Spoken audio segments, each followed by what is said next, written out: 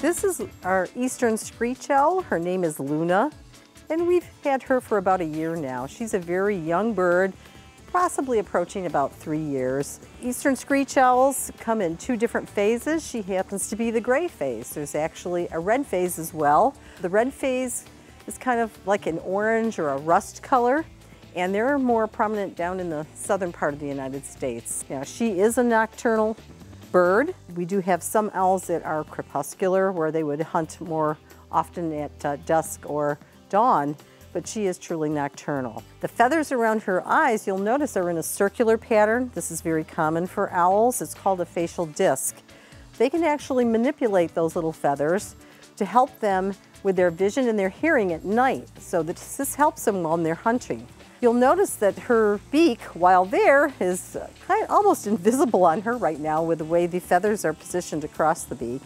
The beak is much larger than it looks, and the mouths are much larger than they look.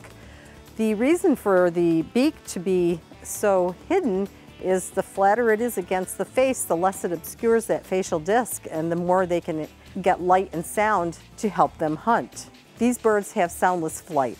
Every little feather on her has what's very similar to your eyelashes all the way around the edges, and those little eyelash feathers reduce the airflow over the wings so that there's no sound.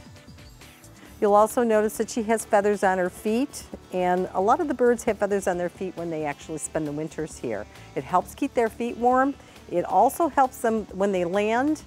The prey doesn't hear them. Say they land on a branch or something, it keeps the sound down. These birds are very common east of the Rocky Mountains, and they actually are also from southern Canada down to the southern part of the United States, and even extend into northeastern Mexico. They do not migrate. They tend to stay pretty much permanent residents. Snow really doesn't bother them very much.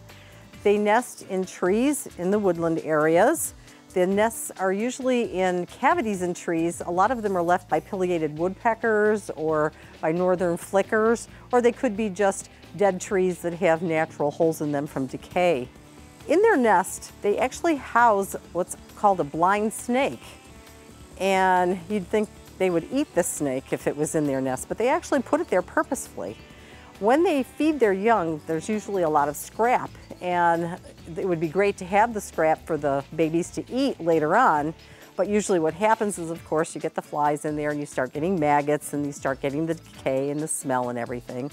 So by putting this blind snake into the nest, the blind snake actually eats the maggots, leaving the scraps there so that the little birds still have food to eat. So it's actually pretty clever on their part.